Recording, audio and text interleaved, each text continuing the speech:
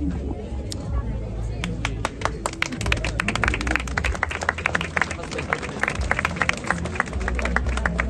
è la terza edizione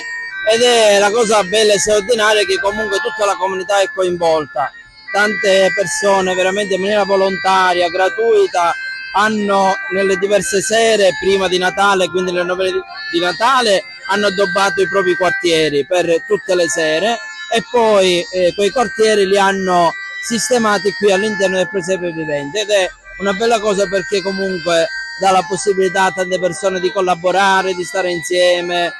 come i quartieri si coinvolgono, si vedono, preparano e quindi cercano di stare insieme perché l'idea, il progetto iniziale nostro è proprio quello di fare in modo che i quartieri iniziano anche a stare insieme e iniziano a conoscersi anche di più.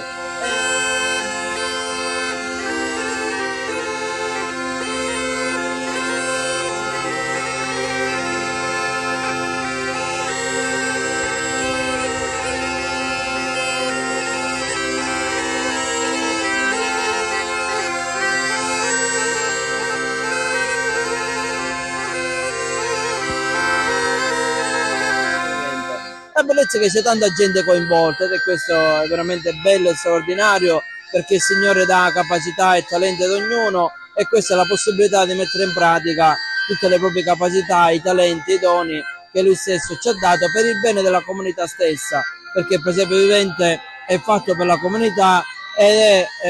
siamo chiamati a farlo vivere per la comunità, quindi tutto questo è veramente per il nostro paese di Raffadali. Quest'anno abbiamo la novità pure per il coinvolgimento dei ragazzi ospiti delle comunità minori straniere accompagnati e dei SAI ordinari, perché quest'anno abbiamo voluto lanciare anche un tema che Natale non è soltanto tradizione ma è anche integrazione. La Sicilia, dico per questo, dico appunto, è un territorio